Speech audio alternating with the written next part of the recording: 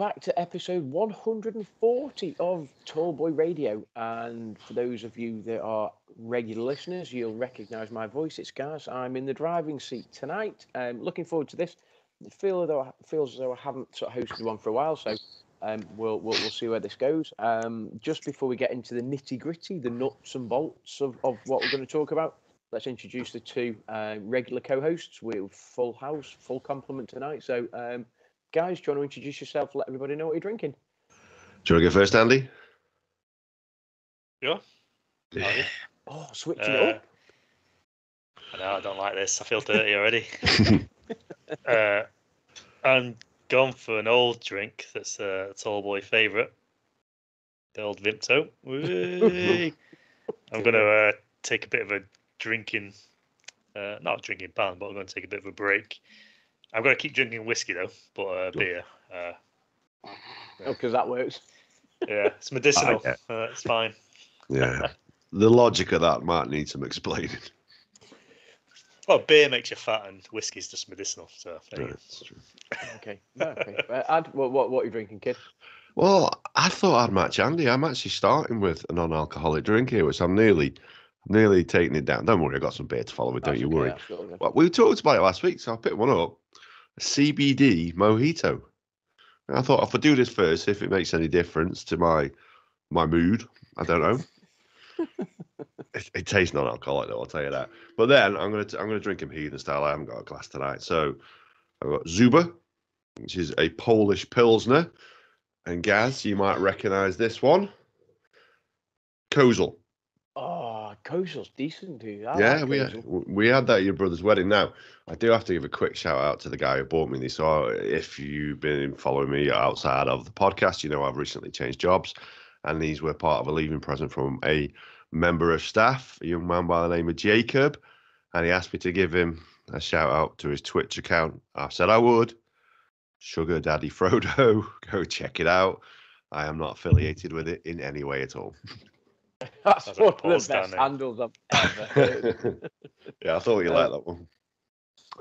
So tonight, that's mint, by the way, and Kozel is decent. That's it. We had a fair few, didn't we, when we last drank it, so that's all good. Tonight I'm drinking another bit of a sort of TBR sort of favourite, a Duvel. We'll ask Della what the correct pronunciation is next time she's on, but there you go. Which is what's that about 8.5? Is it 9%? Something like that. 8.5%. There you go. Yeah. And just in case that goes, and I say it every week, I've got a Franzikine. And that's just picked up from local Asda. And actually, that's not too bad. I think it's about 5%. I quite like that. So, steady drink. So, yeah, there we go. Just before we get into sort of, I say the nuts and bolts, anybody got any particular shout-outs? I've got a couple maybe for later in the show, but anybody want to jump in with any? Not really, no. Probably the one thing I think we probably should mention is if you've listened recently, you probably noticed we've had a few sound issues. Now we think we've got to the bottom of that. So stick with us. Hopefully it's sorted. If you listen to this episode, we should be all good. We'll find out. Fingers crossed. Yeah, that apparently there were some issues with my headset mic. It came through when we were recording pretty crystal clear, but then on playback it was pretty woeful. So apologies for that. And if this is still terrible, then we need to go to options C and D and everything else. So I picked up a sort of news story and it jumped up on my sort of Twitter feed. Have you Ian Brown? Do you know who Ian Brown is? Of the Stone Roses? Correct. Have you heard what's happened related to him in the last sort of 24, 48 hours? No, I don't know. Gig. Go on. So he rocked up at a gig just by himself. So no band, no nothing, just rocked up on stage. Basically basic backing tracks and proceeded to sing in front of a live, I'm not quite saying stadium audience, but let's say hall audience, whatever it is. And he sounded not great by all accounts. And various people sort of social media sort of tweeted and commented about it was the most expensive karaoke I've ever been to, and can't believe he rocked up without a band, and can't believe this. And And to say that people were underwhelmed was a bit of an understatement sort of thing. So it just got me thinking of times when either you've expected something to be fantastic and it didn't meet expectations, or the flip side, which possibly is what we're going to talk about initially, is perhaps when you've got something, or you've been somewhere, or you've eaten something and you didn't quite expect it to be as good as it was. So when things have sort of exceeded your expectations. So, and it just got me thinking, because those people there must have been so many people like hugely disappointed. Maybe people going to see him for the first time. He didn't do any of the Stone Roses songs by all accounts on his playlist, like none of them. So, you know, people would have left there going, what's all that about?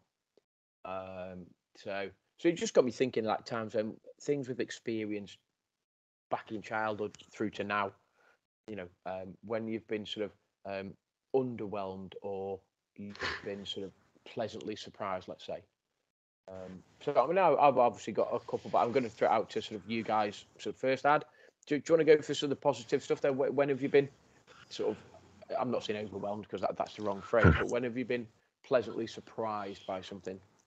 Well, just to go back to that Ian Brown thing, anybody who's ever seen the Stone Roses live will tell you one thing, and that is Ian Brown can't sing, God bless him. They created the probably the best album ever recorded, in their eponymous album that recorded in 1989. Love it. It's fantastic. But it's the studio that makes him sound like he can sing, God bless him, because he hasn't got a great voice. And I love him to bits. I love the Stone Roses, but yeah. I don't think there was one guy that came on and he said something like, and I can't remember it. I'd have to have a look for it, but he said something like, why does a guy come on stage that thinks he can sing, that knows he can't sing, that he's obviously been told he can sing, and then sings, or something like, and it was like something like, and you sort of think about it, yeah, maybe that's him sort of thing. So yeah, that's pretty much on the money. Well, I'll tell you the first one I noted down, and this is something. Obviously, in my previous role, I talked about, I've just changed roles. I was a store manager, and one of the things that obviously we have to do is we train out customer service. If you've ever been in one of my shops, you might question that, but nonetheless, we train out customer service. And there's one example that I always give, and that is when Andy and I went to Brussels. We stayed in a hotel called, was it Hotel Retro? Is that the name of the place, Andy? Yeah. So it was a pretty good hotel, I have to say. You know, the amenities were pretty good. It was a great location in Brussels. It was a short walk away from all the places that you wanted to visit. But the guy who checked us in on the desk was one of the friendliest people that you could ever meet. And he was really efficient. You know, generally seemed like he cared about his job. But I always give the example of someone who goes the extra mile in customer service. Later that night, myself, Andy, Amy, and Kim were outside the Delirium bar. And to be honest, we'd had quite a few beers. And this dude comes up to us and goes, "You enjoying it? Yeah, you having a good time?" We're like, "Yeah."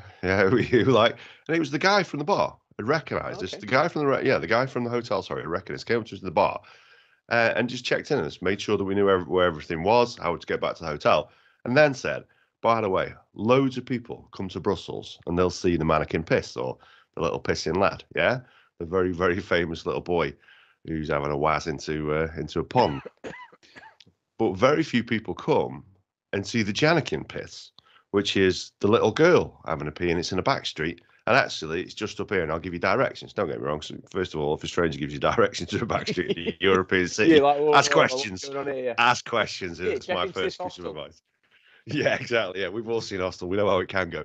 But the positive thing is, so I mean, Andy had been to Brussels before, and I don't think he'd seen the Janneken Pis before. Obviously, he lived there for a while. So we got to see it, and it's something that a lot of people go look for and don't find, because it literally is just down his back alley that you wouldn't necessarily think of looking in. And that's an example I always give of somebody who went the extra mile. Yeah. And for me, you know, I thought fair play, because he was a good guy. And that was an experience then that you thought you were going to have, but then the experience that you did get massively exceeded that, because not only have you seen A, you've seen A and B, and you didn't expect to see B, but you did. I mean, don't get me wrong, the next day we woke up with bad heads and our backsides were bleeding, but I don't think it was related. So that's pretty cool, dude. So you thought you were getting A, and you got A and B, as opposed to, that was something that massively exceeded your expectations. So, Andy, do you remember that story then, getting sort of taken around there, the back streets of wherever it was you were taking to and seeing to? Yeah, I was shitting blood for a week. Oh, you're on about the customer service part? Okay. Yeah. Yeah, I remember that because I think when you're there, you drink, you graze as you drink, so you're not just like chugging pints. It's just a nice drinking throughout the day, and it's quite late in the evening, and just randomly popped up because we stood in the alleyway outside the Delirium cafe or the Delirium bar, wasn't it? Yeah, I remember quite well. Nice. So, one of the things that sort of I was, and you guys know, and I don't know whether I've spoken a bit about it, sort of holiday and stuff. Obviously, we had a sort of holiday in America, and I'm going to talk about that in a bit. But one of the places that I thought massively superseded what I thought it was going to be was we went to San Francisco, and as a city, I thought that exceeded what I thought it was going to be. But Alcatraz in particular was the place we went to. Honestly, that place is amazing. Like, it is so good, and I never expected it to be that good. And it was a place that I've always wanted to go to San Fran, and it was a place that, you know, I've always thought, yeah, that sounds quite cool, Fisherman's Wharf and this and that. And I like the idea of Alcatraz, but I never expected it to be quite as good as it was. And then we went, and it was just like, blow your mind, like amazing, off the charts. And I know you've been to the States, but you neither of you have been, have you, to San Fran? No. And it's weird because we did New York and we did Vegas, and I might get onto those bits a bit later in the podcast, but San Fran was meant to be like the chill, sort of just relax, and it was a completely different vibe than New York and Vegas. New York was 24-hour city like Vegas and full on, but Vegas was like just in your face, big, brash, whereas San Fran was a lot chilled, a lot cool. But when we went to Alcatraz, the day we had in Alcatraz was just an amazing time, and it was from going in and just the atmosphere and the somberness of it. I suppose it just, if you're into that whole experience of trying to immerse yourself into somewhere that you go in and trying to put yourself in the mindset of either the people that were there or the wardens or the prisoners or whatever it was, just an absolutely fantastic place. Massively superseded what I thought it was going to be. So that was one from me. Second place, or second thing really was. Sorry, guys. Just before you move on, I've got a question for you, dude. Go on then. Just about Alcatraz. If it was that good, why do people keep trying to escape from it? Well, yeah. Well, allegedly, people did try, and I don't know whether or not anybody did. I think, from memory, when I was there, some people did. They attempted it and basically jumped into the bay, and they must have got like, I don't know, 100 yards, 100 meters, or whatever it was, and then they were pulled out because they just died of hypothermia, pretty much. So, and I don't actually know whether anybody actually genuinely did escape, but if they did, they must have had help from a boat. Go on, Ad, you're going to tell me now? 5 people? 5 people, I think it was, who I think it was something like 134 people have tried to escape. 129 were unsuccessful, but 5, we're not saying they were successful, but they were never found. So right, the assumption is that they were killed, or they died in the bay, or they drowned, or whatever, or they did it and disappeared forever. A bit like DB Cooper. Did he make it? Did he not? Nobody knows. Yeah. Okay, so yeah, and when you go there, you're like, well, there's genuinely no way you can get off. There's genuinely no way you can get off the island unless you get help, somebody from a boat. You're not going to swim it. It's miles out in the bay. It's it's freezing cold. It's tidal. You're just not going to swim it. Simple as that. So, but when we were there, it was haunting. It was chills on the back of your neck. It was just an amazing place, a history sort of thing, and it was brilliant, massively sort of superseded and exceeded the expectations. And I thought it was going to be good. But and the good thing was that you go over there and you buy a ticket to go over there, and your return ticket is whenever you want. So you haven't got a return time. You can just spend as little or as long as you want there. And then basically they turn around and say, the last boat back is X time. And if you miss that, then chin up, you're there all night sort of thing. You know what I mean? So it's like, and we spent, I think we spent sort of 3+ hours on the island, and it was just like an amazing place. It was brilliant. But changing tack, and the next thing I was going to talk about was, and it sounds absolutely stupid, but back in the day it was mint. And I don't know if I've said it on the podcast before, but there was a Christmas day, and me and Sid, we were just chucking American football around. And that present, I got an American football as a present. And it was just an American football. I'd started supporting the Bears. I think I got Bears top, but I won't reveal it now. So Bears top. And enjoyed watching American football. Wanted American football. Me and Sid spent 3 hours, Christmas Day afternoon, literally like snow on the ground, just chucking this bloody American football back and forth, back and forth, back and forth. And it's just American football. But to me, it was like back in the day, massively just. It's a present. One of the only presents I remember, other than one other I'm going to mention in a minute, that I remember as a kid getting, that was just like so much better than I thought. Got so much wear and tear, so much use. Does that make sense? You know what I mean? So maybe chuck it around for a couple of hours, and then all of a sudden, like a year later, you're still chucking the ball around, sort of thing. Do you know what I mean? Episode 99, dude. You mentioned that story, which was is that what it was? Yeah, the Christmas episode that we did last year. Really? Wow. So there you go. You see. So yeah. So that So for me, that massively sort of exceeded my expectation. And the only other one that I'm going to talk about, I'm going to hand it over to you guys, was, and I don't know whether any of you had this. Do either of you remember the Rally Chopper bike? Do you remember the Rally Chopper? I do. Did you have one? No, I had a grifter. Oh, you see that I had a grifter as well, but the chopper was the one that I remember.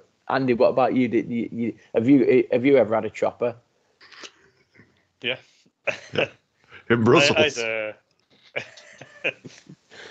had a rally chopper.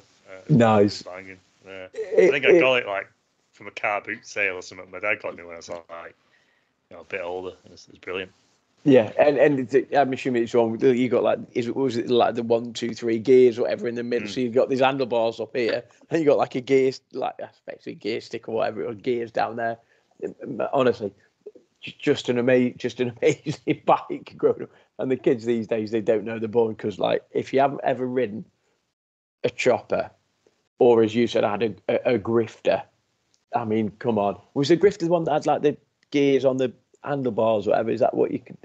I don't remember that much, to be honest with you. I just remember they didn't have the gears that were sat between your legs. That if you were going to come off, you know what I mean, you were taking a gear stick to the nuts. You lose your own gear stick. Oh yeah, that's it. Yeah, that was the one flaw in the design. Yeah, but I mean, come on, I mean, the job just unbelievable. So, I've mentioned a couple there, obviously the American football and the sort of chopper and stuff. So, are there any other sort of memories, sort of presents or place you've been to, gigs, whatever it may be, that times that you thought, that was banging, that was decent, way better than I thought? You must have been to a few gigs, Andy, in your time that you thought, oh my god. Yeah, I couldn't tell you what my favourite one was, but I know one of them. I first went to Leeds Festival, and it was. I saw all my favourite bands like Papa Roach, Alien Ant Farm, Marilyn Manson was there, Eminem, Manic Street Preachers. It was like popular lineup. And do you actually remember the gig? That you remember going? That you weren't like? Yeah, I was 16 at the time. Oh, okay, fair enough. Yeah, I was drinking, but it was just before I joined the army, so it was like a last hurrah with one of my mates, and okay. Yeah, it was just a long ass weekend of just drinking, partying, and listening to music. It was good. Nice. And what about yourself then? What's a time, either a gig or something that or a time that something's sort of exceeded your expectation? Well, I'll give you a gig actually while we're on the subject. Now, tomorrow night I'm off to Blackpool to see Morrissey. Surprise, surprise! Don't need to be too surprised to hear that one. But this one actually was that the underwhelmed part? Yeah, I was going to say that comes in a minute when you're completely underwhelmed by something. I should have seen those comments coming, but I'm ashamed to say that I didn't. No, so I went to see Morrissey in Leeds. I was only seeing Leeds twice actually. I've seen him once at the First Direct Arena, and then once I think it was like the O2 or something, which was a smaller one. And it was a smaller one I went to, and don't get me wrong, he's fantastic. Obviously, I'm going to see him again, so it goes to show that I do enjoy it.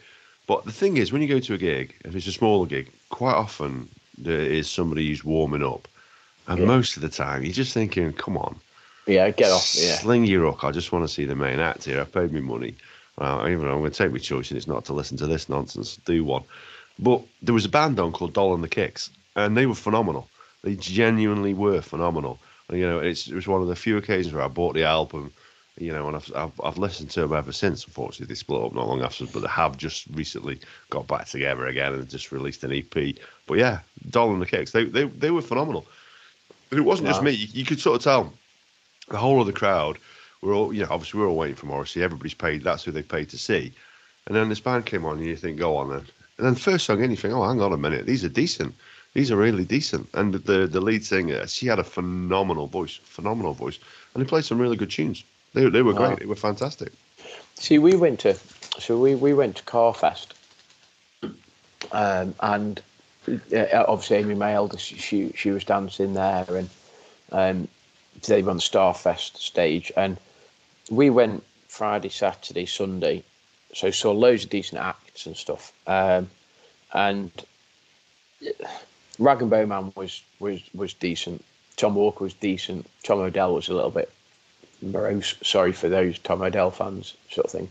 But the one guy, and it's weird, the one guy that was actually, well, there was a few, but exceeded my expectation.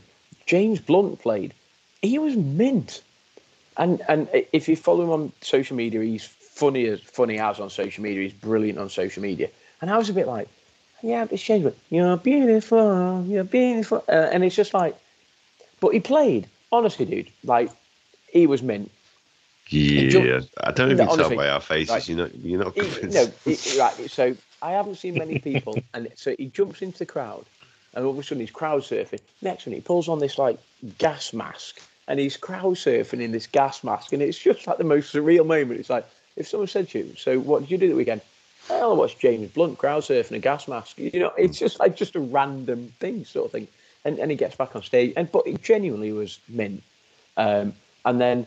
Kaiser Chiefs were they headed on, I think, Saturday night or whatever, and they were excellent. They were, again, I didn't expect them to be as good as they were, but they were decent. And I know it's not everybody's type of music, sort of thing, but they were very, very good. But yeah, James Blunt, like who'd have thought that? Loads of decent. Who would? Yeah, exactly. It's just one of these circumstances. Guys, bear in mind, we're 49 now. You might just be showing your age. Well, mate, yeah, but so Faithless Sound System was there, like Paloma Faith was there. As I say, you got loads of decent people. Listen, there. I'm showing my age. You're talking about James O'Dell. I've never heard of him. Yeah, so yeah, and he's a little bit morose, and I won't tell you the comment that Jenny made, but it wasn't very pleasant. But he's a little bit morose. He's basically a 21st century Morrissey. That's who he is. It's just like, it's just like, you might like him, actually. I'll give him a listen. Yeah. Give him a listen. Tom Odell's name is, he's not great, but, you might like him. He made that one great catch for the Giants. That was it. Oh, no. OB, whatever his name, anyway. So I was going to say something rude then, but I won't. OBJ. Yeah, something like that. Yeah. So you got so Tom Walker was decent, Rag and Bone Man was decent. Kaiser Chiefs was decent. Paloma Faith, Faithless Sound System. Kids absolutely loved bloody Bjorn Again, the ABBA tribute. Like, they were proper decent. But like a whole raft of sort of people that we saw. But honestly, dude, the guy that I expected Faithless Sound System to be good. I expected Rag and Bone Man to be good. I expected Paloma Faith to be good, but the guy that I didn't quite expect to be that good, honestly, James Blunt was he was mint. See, I like the Amateur Transplants version of his song "You're Beautiful," and if you don't know what about, go have a look for it. I'm not going to tell you the name, and I'm not going to sing it. It's not appropriate. No, do sing it seriously. No. So that was that. Andy, food-wise, there must be a place that you've been to, sort of talking food, restaurants. I mean, I know you guys, was it Hickory's? Was it back last weekend? Where was you? I mean, decent, but you expect that. So where's the place that you've gone to that food-wise? I mean, there must be places in and around Manchester you've gone to that, oh my God, that's banging. Well, there's a place in Brussels called Raphaels, and it's not there anymore, I don't think, but it was part of a chain. But it's just a dead weird building. Like, you walk in, and if you want to go upstairs, it like spirals around the whole building, the floors, and just the meat, food in there. Basically. I don't mix grills, but I had a mixed grill in there. It's like lamb and steak, and there's a bit of gammon there and stuff, and egg and all this sort of stuff. Banging. I think we've been there as well. When you go to Brussels, Adam. Yeah, I remember that place. I do remember that place. It had character. You could tell it had age to it. It was quite a fantastic building. It'd be a shame if that's not there. Beer and meat, I think basically. It's something else now. Yeah. So that place in Edinburgh was at Cardiff or whatever. So basically, Andy's like first love's like beer and meat. Like, take your pick. But we've not been. I've been back to Edinburgh since. We went past it with Bayou. I said, Andy's place, that, innit? We still don't know what it is. So I don't know what it is. I don't know what it is about the place. It might be crap. we just walked past it. We just walked past it. Tofu place. Yeah. What we haven't noticed is the sign above it that says, "We don't serve beer and meat." I was just going to share a little anecdote about that Raphaels. I went with my cousin and her boyfriend, and we were drinking quite quickly and heavily and all that sort of stuff, and ate the food and all that. And as we were walking out, a little Trump squeaked out. It must have echoed around the whole building. So you got a few people. A few looks. I don't know. I didn't look back.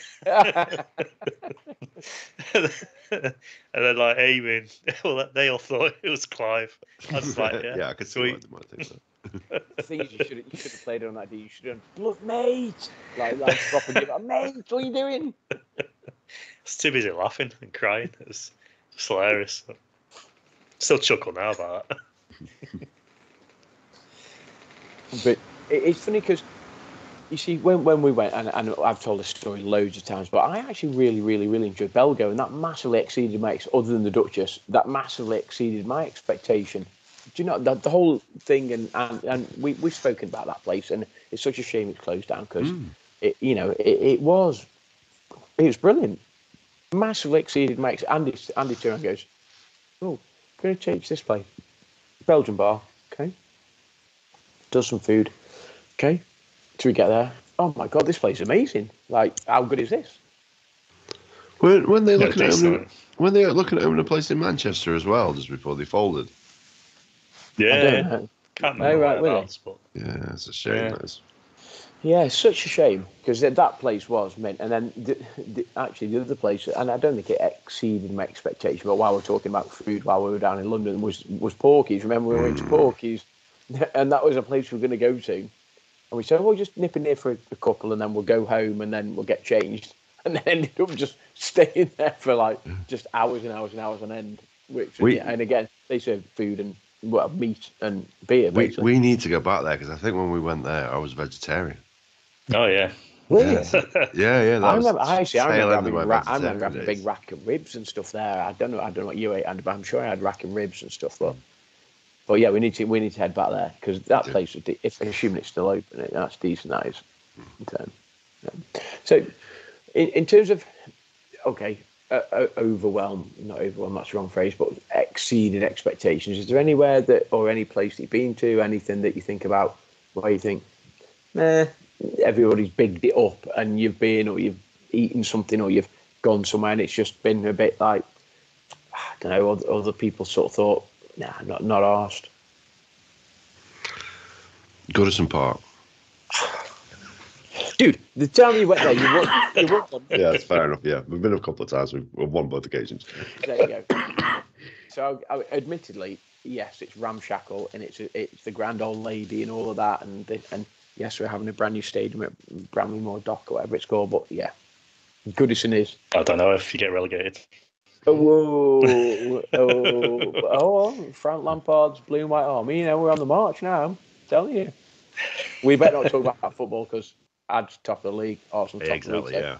Yeah. So we'll talk about American football. Very quiet about that. Football. Talk about American football because my team's winning our little thing. So I don't think we've done that this year, have we? As is, Andy still hasn't paid up from last year. I didn't enter last year. You bloody did. We entered on your you were, it's a proxy entry. You were bullied into it. Let's call it what it is. You were bullied into it.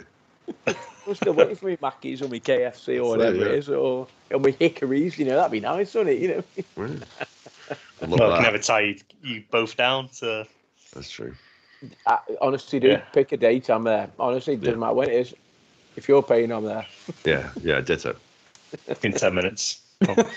Go on. Yeah, you're the one who's not drinking, so you can come here. I've got a cup of tea here. What are you on about? So go on. So when were you sort of? I say underwhelmed. It's funny because obviously been to the States and the girls will hate me for saying this, but they said we went to the Grand Canyon, Dad, and I sort of expected when we look down, you just don't see anything. It's just like a black chasm, and it's just so deep that and it's like, well, your eyes can see pretty far, so it'd have to be pretty deep for you not to see anything. Do you know what I mean?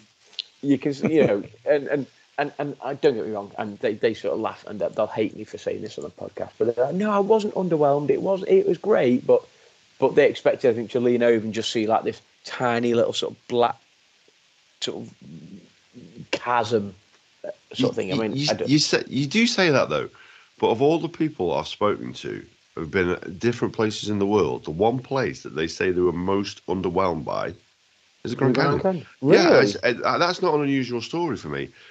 I don't get me wrong, I don't get it myself, but yeah, I've heard a number. No, I've never been to Grand Canyon. No, all the times we've been to. No, no, because obviously I know we go to Vegas. Because the sun. Yeah. The sun. So we've just never gone because obviously Kim has to keep us getting out of the sun because it's susceptible to the sun's rays. So we've never done it for that reason. Now we've flown over the top of it, and I have to say, don't get me wrong, it is fantastic. It looks impressive, but the number of people I have heard say that it is underwhelming, and I don't think that the very thing itself is underwhelming. It's the expectation you have going there. I think you build it up. Yeah. You're talking about like the biggest hole in the ground in the world, and you go to something in your mind that just isn't there because it's so vast. Vast, I can't even stretch my arms out past my microphone stand without bumping into it. That you can't quite envisage it. And then when you do see it, it's so huge. It's like, actually, it's a long way to the other side, isn't it? You know what I mean? And that's the thing, because you look out that way, and it's like, however many miles, 2 miles, 3 miles, whatever it is across at various places. And we went to Eagle Point, I think we went to see it, and you can see the Colorado River, and it's like this, and there's like a U shape. And you stand over and you can see the Colorado River to your right, and then it sort of arcs over to your left.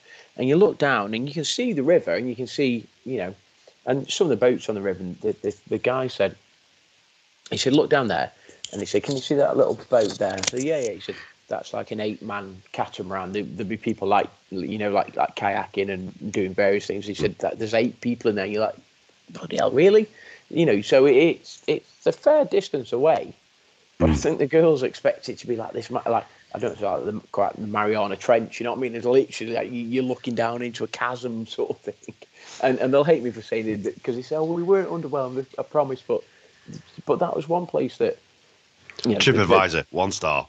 Yeah, not deep enough. And then the thing is, because we went, obviously, we in New York and stuff, so you do like Empire State or you do Rockefeller, and they were like, the Grand Canyon's like 4 times as deep as the Empire State or Rockefeller, whatever it is. And they're like, oh, wow, it is quite deep. Then you're like, it is, but the one thing that's utterly spectacular about the Empire State Building, and I think it is an amazing building, and it's beautiful, absolutely beautiful to look at, and it is man-made. The way back then, 1920s when it was built. That man could create something that reached so high into the sky and look as beautiful as it does. When you see that when the sunlight hits it, it is beautiful. It's beautiful. There's no other word for it. We did. That could be the CBD talking. We did Empire State. Did we do Empire State during the day? And then we did Rockefeller at night, or we might have done it the other way around. I can't remember. We might have done the Chrysler Building. We've got pictures of at night, so it might be Empire State at night. Anyway, but yeah, it is. It's a phenomenal place, a fantastic place. But interestingly, flipping back to something that exceeds your expectation, we did Grand Canyon, which I thought was amazing. But then one of the guys at work said, you've got to do Yosemite. So when we were in San Francisco, they said, you've got to go to Yosemite. And I 100% would advise anybody that's visiting America, if you're anywhere near the West Coast, you've got to go. The most amazing place. And I expected it to be mint. But you go there and it's like, it just blows every expectation you have out of the water. It is, if you watch on Amazon, was it Free Solo? You know, the Free Climber? So there's a series called Free Solo. And it talks about this guy who tried to climb. It's a rock face called El Capitan, and it basically is like, it's just straight up. And he tries to climb El Capitan and this, that, and the other. And you go there, and it is utterly spectacular. The whole place. And you go into the park, and you drive for like an hour before you even get to the visitor centre. That's how big it is. You know, you enter the park, and you check all these things, and then you drive for a period of time. It's huge, but that place is amazing. So just flipping back to places that exceeded expectation, that was one. So Andy, anywhere from you that you were a bit underwhelmed? Anywhere that you think you were proper looking forward to it that you think, yeah? I was debating whether to put Berlin on that list. I went just before. I can't remember when I went. It might be like Christmas 2018 or something like that, or 2019. And it was freezing, like absolutely bollock freezing. And I had a cold as well, so it just fucking made it worse. And I was like Googling bars, and they're all like, there's barely any old bars. They're all like new ones, obviously, because they were bombed in the war and stuff like that. And there's a lot of stuff was shut as well. But I think mainly because I was ill. That's what I didn't like it. I said a cold and stuff. It's weird because Chris is the guy that lives at number one, and I might have said this before on a podcast. He's sort of said he loves Berlin because there's loads of places you can go to, loads of bars, and it's weird because I know that you've mentioned previously you're a bit like, well, maybe, and you weren't massively sold on it, whereas he's like, oh my God, it's brilliant, you can go here, and you've got this tap house, and you've got this brewery, you've got this, and you've got that, and he loves it, he loves going there, because Pete Lee lives 2 or 3 down from UAD, so he talks about it as well, and he's like, oh my God, it's brilliant. I think you just got to trek to them though, like, I stayed right in the centre, and right. I think I was just ill. Like I say, most things was shut. I was just like earache all day, like snotty nose, like. Like Darth Vader's love child. we went to this. I can't remember what you call it now. Where they're wearing like the hosen. Lederhosens. They're wearing all this sort of stuff. So I was like, I'll like go an umpire bar sort of thing. Yeah, it was like proper big steins and everything like that. And we were sat higher up, this raised area. So I was like looking down at the table next to us. This massive guy like eating a pig's knuckle or hoof or whatever you call it, foot. It's just like he's devouring it. He's just like licking all the bones and everything. Like. And that's probably what put me off as well. Sounds like the sort of thing you'd enjoy, that doesn't it? I was going to say, but nah, less bone for me. Beer and meat. It's not like there's like no meat on this. It was just like it's just a knuckle, and it was just like a dog saliving over it. It wasn't for me. Is he definitely a pig and not a camel? No, it was all. It wasn't camels and all. It was like Bavarian foods. It's like schnitzels and sauerkraut and all of that sort of stuff. Yeah, that was in the red light district. The camel stuff. People slaughtering over camel toes. Hold on, so many went in and no. Next to the camel toe. Yeah, exactly. I better not say anything. So, I'd go on there. So, a time that, and you must have another time that you were sort of underwhelmed. Places you've been to, presents you've got. I mean, there must be a time when you were a kid, and you know, parents aren't going to necessarily listen to this, but there must be a time when, as a kid, you've sort of Christmas, birthdays, whatever, you thought, and you've opened it, you're going, Really? Like, come on. Or, and it's been crap, or you've expected something, it hasn't happened, or whatever it is. There must be times you've got that. Do you know what? I'm going to be honest with you. When it came to writing down things that we were underwhelmed by, I've got very, very few. That means I've got a very, very low threshold of expectancy. Or I've lived a charmed life. I don't know which one it is. I certainly know growing up, I always got decent Christmas presents off my kids. Off my mum when I was a kid, sorry. And I still get them now off my kids and my wife as well, Wow. So I think I'm probably very, very fortunate in that. Yeah. I mean, to be honest with you, the only one that I've got jotted down as a disappointing present was one I gave myself. And I gave to Kim. We went one Valentine's Day. My brother had arranged to go see John Shuttleworth. He didn't tell us that. He said, it's in February. I'll book tickets. Yeah, that's when book tickets. Didn't tell us it was going to be Valentine's Day. So Valentine's Day, Kim, who hates John Shuttleworth, just for the record, we're driving out, and then we get a text off my brother. We're going to spend some time with him and his then wife. And you get a text from him, yeah, we're not coming, not very well. So we had to pick up the tickets at reception. So Valentine's Day is dictated to us by that. And Kim hated it. Yeah, she hated it. So anyway, a few years later, I'm flicking through Facebook just for a laugh. Like John Shuttleworth comes up on the same venue on the same day, Valentine's Day. Nice one. So I booked it, as a joke for Kim. Took the tickets in a card. And that year, we'd just got married the year before, and she bought me, we got a box in the lounge. It's a light that was on the Las Vegas sign while we were there on our honeymoon. She'd pre-booked it while we were there to have it taken down and actually put in a box in a presentation case. It says the limited edition number and who took it down and everything on it. And that's what she got me for a Valentine's Day present. I was like, Happy Valentine's Day. Remember that one you hated? Well, we're going to recreate it. So you felt like a right chump. Yeah. Nice. It was really set out the stall for the rest of our marriage. Are they disappointed in the bedroom after the Shuttleworth?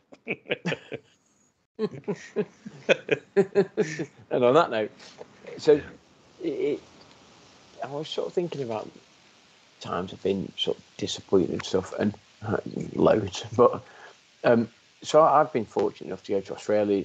Jenny, my missus, has been fortunate enough to go, and we both said when we were thinking about it, we both said Bondi Beach. It is not very good, and I don't know whether either you guys have been. Not sure, not, but it isn't great. And back in the day, it was like, oh my God, Bondi Beach is just this amazing. And it really isn't great. It's small, it's crappy, it's pretty dirty. And I don't even know whether, this reputation of it being a mint place has come from, but it proper isn't so. So Bondi Beach for me, not quite room 101, sort of getting the bin, but yeah, really, really, really disappointed with it. And while I was in Australia, we went to Canberra, worst capital city in the world that I've ever been to. It is horrendous. It was built knowing it was going to be the capital city. So everyone thinks, Sydney or Melbourne or whatever you think. And Sydney was a banging place, amazing place, best city you've been to. Canberra, worst city. Unbelievably dull. You've got government houses, government buildings, because it was built knowing it was going to be the capital city. So, obviously I went in 1991, so things could have changed. But back in the day, there was literally nothing there. We went, there was 16 lads, tour party of 24, 25, so doctors and physios and this, that and the other. But 16 lads in the middle of this city in America, in Australia, it's like the capital city. Do you know what I mean? So you're thinking, this is going to be mint. And we get there and it's like, really? There literally was nothing to do. Not at all. So we stayed in the hotel. And they was like, well, can we go out? I mean, admittedly, I was 17, so I couldn't really drink, but I did. But it was just crap, proper underwhelming place. If anyone says, you've been to Australia, yeah. Sydney, amazing. Brisbane, amazing. Gold Coast, amazing. Canberra, shit. Do you know what I mean? Just proper underwhelming place that you've never been to. Anywhere that you guys sort of been to, seen, expected better? Ireland, have you been to Dublin? Yeah, I love Dublin. Andy, you've been to Dublin? As good as you expected, as good as you anticipated. Better. Yeah. My sister lived there, so I went and visited her. Funnily enough, when I was 16, just before I joined the army, we went like on all these like random bars and all sorts. Like, it was good. Yeah. What about you, Dublin wise? Yeah, I love Dublin. I went on St. Patrick's Day years ago, and don't get me wrong, it was a nightmare trying to get safe because everywhere was so busy. Yeah. But yeah, it was fantastic. Yeah, I've been back since. We've been to Dublin and Dundalk as well. Been up to Dundalk, went to a wedding there. Ireland's a beautiful, beautiful place and very, very friendly people. You see, it's one place I haven't been. I've never been to Ireland, and there's a couple of guys from the golf club that I'm a member at that we're planning on something maybe next year, because I'm 50 next year, so they're planning on a bit of a trip and stuff. So I'd love to do that, and I'd love to go with Jen. I say and do sort of Temple Bar and all the sights and sounds and stuff. So I'm trying not to big it up just in case when I do go, it and then ends up on my underwhelming list sort of thing. But most people that I know that have been have said, no, it's fantastic, it's brilliant. So just the last sort of, I say, mini category that I thought about was in terms of, and I'm going to flip it and go sort of when you've been exceeded sort of thing. So parties or Christmas or Christmas Eve, or so big parties and stuff that you've been to. Any that, I mean, I remember certain Christmas Eves. Probably will be able to name some, or one in particular. I don't know whether that was an underwhelming or an overwhelming. Actually, listen, it's probably both. If it's the one we're talking about, the one where you were sick all over your carpet, and I was sick out my window down my parents' patio doors. Don't get me wrong, absolute belter for me. Took the shine off it for a few other people, but I enjoyed it. I don't remember being sick in the lounge. It was, I don't remember it. So for me, it was a banging night. You know, it's one of those. But there must have been parties you've been to. Just perhaps the nights that sometimes you go out and you expect it to be it's just a couple of mates just sitting around a table having a couple of beers, but it turns out to be an absolute. Maybe you go on to somewhere else, and it turns out to be an absolutely banging night. Are there any that stick in your mind? I mean, obviously the Christmas Eve was the one for me where John was like, I say, just get anything, John. Just don't get Pernod. And then he comes back, double Pernod for you, double Pernod for you. I was like, dude, I said no Pernod, I hate it. And he's like, drink it. So, okay. And then, like, about, 40 minutes later, right, John was like, what do you want? Yeah, just beer. And then, well, what do you want to chase? Anything other than Pernod. Comes back, double Pernod. Just like, dude, what are you doing? Like, you know my brother as well as I know. If you say to him, I know, don't do this, it's the first thing he's going to do. You know it. And he literally come back with Pernod. He said, I love Pernod. I didn't even know whether he did or not, but it's like Pernod. And it's just like, oh my God, it was horrendous. So, but that was like I genuinely remember that. I remember walking up to Ad's house and sort of trying to get into Ad's house for a drink, and it didn't happen anyway. Let's put it like that. And by all accounts, I walk home and I'm like, Christmas Eve, maybe it wasn't. I'm singing, "Oh, I wish it could be," like top of my voice, and Ad was like, dude, I heard it for like miles, like you just top your voice sort of thing. So there must be times and for me that's a proper glow moment. That's a proper I remember that as being a proper decent night. Do you know what I mean? So there must be times where you've gone somewhere like, you say, dude, me and you had, and we went when we were at Newcastle College, and bless him, so Ego was with us and stuff. That night, it's just nights that you go out and you remember, you think that was banging. Andy, you must have had loads. It was banging. You slammed his head against the taxi door when you were trying to put him in. hey, you got home, I think. So wow. Andy, you must, obviously you served and stuff. There must have been times where you've gone into like the mess hall or whatever, and you sort of thought, it's just me running the mill, and then it's turned into like so much more. Yeah, I mean, just going on that then. At Christmas time, all the officers used to like serve you food and stuff on one day, and someone threw food at one of the officers and just turned it into a massive food fight. That was pretty funny. But no, I think one. Well, I was thinking of two examples then actually of the good thing of loads went Manchester on for the Christmas market. So I think you came on. I think we were all Christmas jumpers and stuff, and must have been like 15, 16 of us. Just went all around Manchester, did the markets and stuff. That was pretty good. But I was thinking we did events training years ago in a place called Capel Curig near Snowdon, and on a night out we went to Bangor, and it was like my first adventure training with my unit. So they all made me do a top shelf, which is like every like liquor going like in a pint glass. Wow! And I had to like stand on a table in front of like this packed pub and just chug it, and everyone's like looking at me. And I'm just like scrawny, shy guy, like what the fuck is this? And I chugged it, and I felt alright. I was like, I think this is where I got like this immunity to alcohol, like for 10 minutes. And I felt alright afterwards. I was like, fucking hell, I chugged it. And everyone's like, I'll do it again. You're not going to be sick? I'm like, no, I'm alright, mate. I ended up going like clubbing afterwards and stuff, which I also hate. Yeah, that was a good night. I got like a legend status just from that, and I didn't get hungover. I don't know. It must have been a lucky night. I don't know how I didn't like throw up everywhere and stuff like that because I've thrown up lots of times. He has. I've never seen him do that. I've never. Do you know? In all the times we've been out, and obviously you're much more hardened drinker than I am. I've never seen. I don't think I've ever seen. You probably are pissed, but I'm probably pissed. I remember seeing you pissed, and I've never seen you throw up. I've never seen him throw just up. When Amy drives. Yeah. I've never seen him throw up, but I'm the same as you guys. I've never seen him and thought he's gone. Yeah. I've never.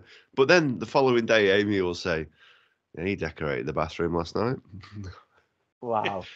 I think one time actually in Brussels, I can't remember who we were with, but it was just dead hot that weekend, and we were drinking all day. And I just woke up at like 3 a.m. and just got out of bed, walked into the bathroom. I just went, no, like build up or anything. I just went, it's like Team America, is it? Them puppets. And it's like throwing up everywhere. I was like that. It took me ages to clean that fucking bathroom up. But it's a wet room, luckily enough. But yeah, I don't know. I don't really get sick. I sort of know when to slow it down a little bit towards the end. And you see, I've never been out with you when that's happened. JD and Cokes and stuff. I have, because I was out with him that night. That was when we were there. Yeah, really? We got up and Amy says, you should have seen the state of the bathroom. It's like, he didn't even seem like he was hammered. He didn't even seem like I felt fine all day. Like, yeah. And we've been drinking all day. Literally drinking all day. Daytime drinking, that's a problem, isn't it? That was proper exorcist though, like. You see, I'd love to get just once. I'd love to get to a situation where you're like that, and I'm like, something, and I'm like, I'm okay. I mean, that's never gonna happen, by the way. Well, we went away to Wales with him once as well, and I came down in the morning. There was 3 couples had gone away, and I came down, and Amy says to me, she goes, "Were you bad last night?" I was like, "No." Was I? No, I don't think so. But I was there. But him and bloody James, the other guy we were away, was spiking each other's drinks. And when I say each other's I wasn't spiking his. No, he was spiking his own. Drinks. And, the pair of them were like, they had a shared toilet and they were taking it in turns all night. It's like, I slept through it. So like, this is obviously pre-kids, you know what I mean? So I exactly. BC before children, absolutely. Yeah. BC's, they're all the best. Yeah, the best drinking strawberries. Yeah, well, you can't do it now. The novelty wears off when you're woken up by a 5-year-old. Yeah. When you're hungover to hell. I love them though. Yeah, absolutely. Yeah, God love them, and who anyway, yeah. So, I mean, I was trying to remember. I went on holiday with Jen, and one of the first holidays we've been to, and we looked at this hotel, and it was a bit of a last minute thing, and We got on the air, and we didn't really know where we were staying. Knew the name of the resort, or what we thought was the resort. There's a place called Playa Paraiso, and so I remember getting off the plane, and the rep was like, right, where you staying?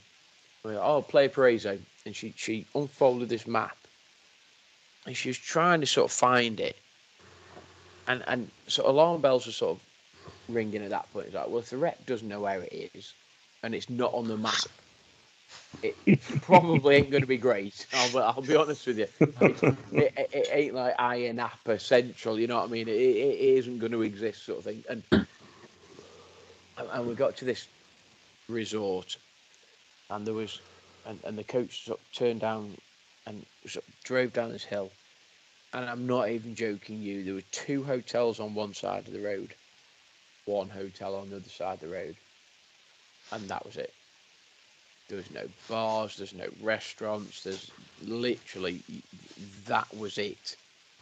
And me and Jen were like, no, this can't be it. It'll go to here and then it'll go somewhere else and stuff.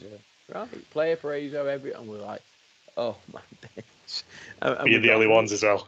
Yeah, literally we got off and like, everyone else is like, you're getting off here, are you? Like, yeah, we are, yeah. So they walk of shame. You walk all the way down the bus. It's like, yeah, it's us.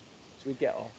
And the hotel was okay, but let's just say it was a little underwhelming. You know what I mean? It wasn't quite what we expected, sort of thing.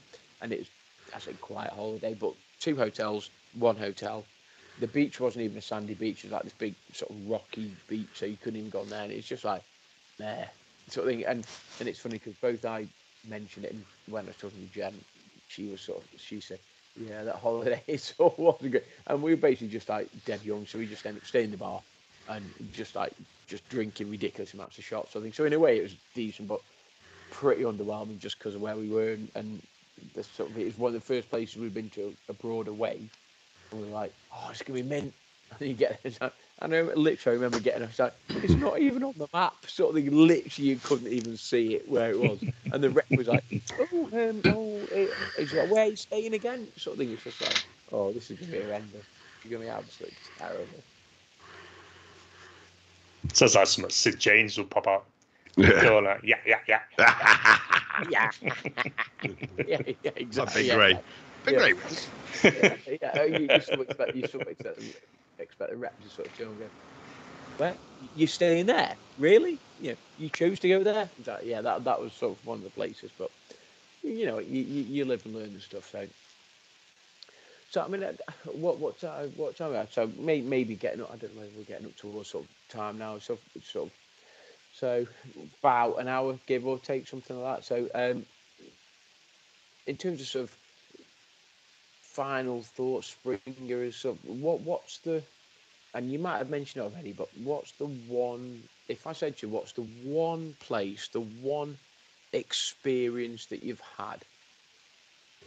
It could be, and don't go all down the soppy, oh, it was the day I got married and all of that bollocks. I'm not interested in that. What's the one thing you've done, the one thing you've experienced? It could be mates, it could be misses, that you think, that's like the best experience I've had. And I've sort of not throwing you on the bus, I've sort of put it on the spot there. It can't be a wedding day, because every bloke will go, oh, it's my wedding day. Well, it isn't. You just say that to impress your missus, sort of thing. So, but what's the one experience that you've had above anything else that you remember as a time that you were just like, this is amazing, this is just phenomenal? Stoke-on-Trent was the place. I got to shake Morrissey's hand.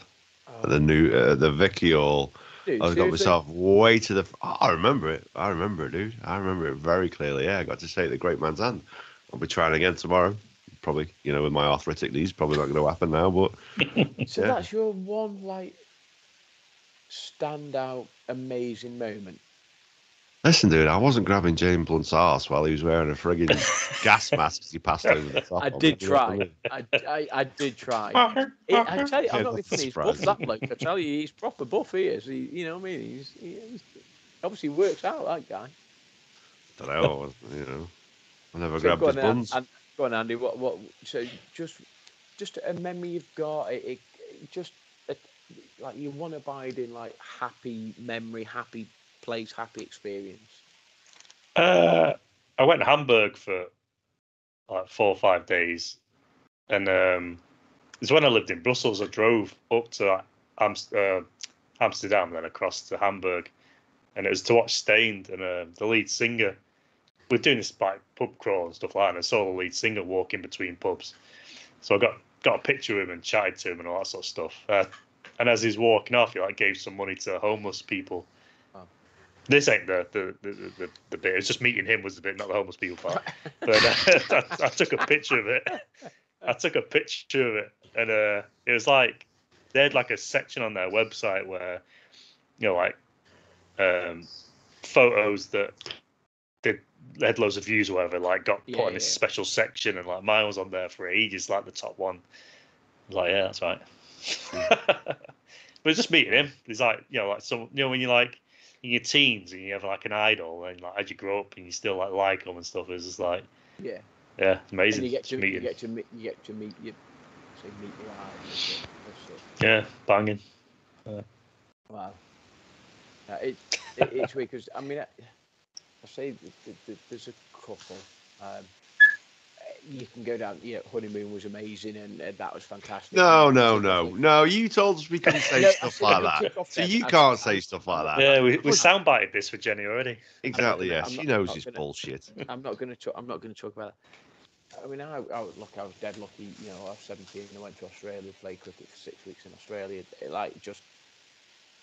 And it's hard to pick out one memory of all of that, but that was like a proper decent, amazing time, and loads of memories, and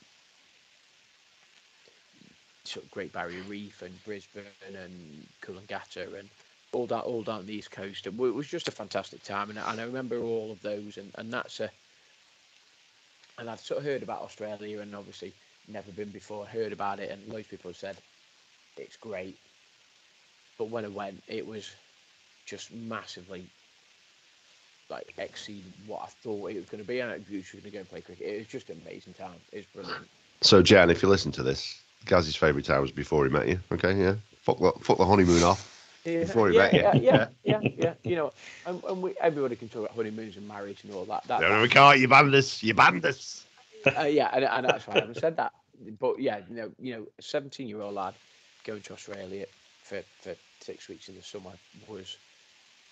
We didn't go in the summer, but we went. It was February actually, so I actually had time off school, which was great.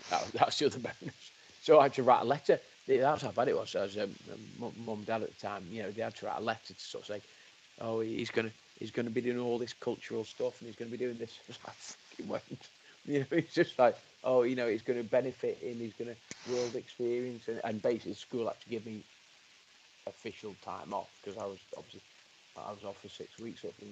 But it was mint. It was just a fantastic. So, you know, just imagine, Gaza. Just imagine if that was at college. They sent that letter off. They would have got one back saying he's never here anyway. It was just just amazing time, amazing place. So that was, that was a place, and I just want to finish on that. Really, that was a place that it the whole thing proper exceeded what I expected it to be. So, and we've had a little trip down sort of memory lane and stuff tonight, and we've sort of spoken about Morrissey. Can't believe he's got a mention on the podcast, but again, so.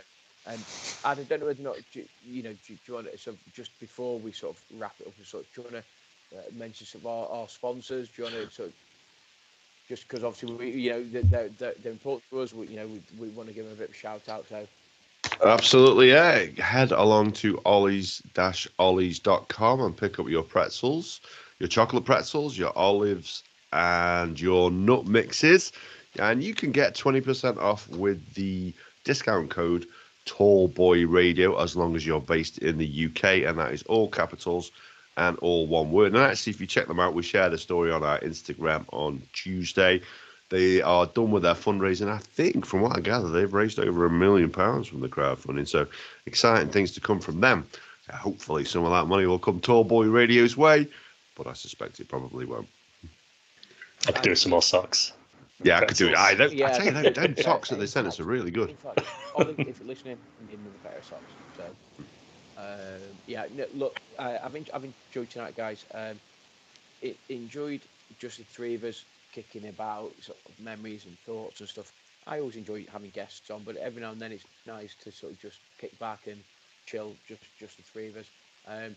Sort of moving forward, I know we've got one or two sort of guests sort of lined up and stuff. And you got I don't know whether you've got the list there in front of you. You got the itinerary in front of you. Well, I know next week we're going to be joined by Dave. You all know Dave very well, and we're going to be debating. We're going to be settling an argument for its run since 1991, which is better, Use Your Illusion 1 or Use Your Illusion 2. So big one next. Nah, don't get into it now. Then the week after that, we've got another Lego episode. So it's a new concept in Lego that Andy had sorted out for us. And then we've got one that we have trailed for a long time, and that's Purposely Curious. So we're going to be recording that one on a Sunday, but it's going to drop down on the normal days. And after that, then we are joined by Liam and Della from the Sandbach Beer Emporium. And then after that, we've got a guy called Jonathan Brown on who reviews beer, and that's as far as we've got it planned. But that's plenty of episodes there to look forward to in the future. Absolutely. So, look, exciting things to come. We're pushing closer to the 150th episode. We're only 10 away, so we get through a couple of those guests and this and that. So, we're only 3 or 4 away maybe from 150 after that. So, not quite sure what the 150th episode is going to look like. We'll put our heads together. Maybe do something special for that. Who knows? Andy might even lead the 150th episode. You never know. We'll wait and see. He's shaking his head vigorously there for those watching on YouTube. But look, I've enjoyed hosting tonight, guys. It's been a little bit down memory lane for some of us and what we like and what we don't like. Always love just chewing the fat with the lads. So, do you want to sort of just say goodbyes quickly before I do? Andy, who wants to go first? Go on, I'll go first. Yeah, really enjoyed this one. Always, like I say, I love a Tuesday night. Love just to kick back, enjoy beer, and have a chat with you two guys. And hopefully the listeners enjoy listening to what we like and what we don't like as well. So I'm just going to say thank you for listening, guys. Andy? Yeah, it's been good. I think it makes you think about life and stuff, and life's short. You go and try all these different things, like going abroad if you can, and all that sort of stuff. Get pissed if you can. Don't drink if you can. Yeah. I'm not sure I don't drink. Let's all drink. But no, I look, lads. It's been great. As I say, it's nice to talk about experiences that you've had sort of individually.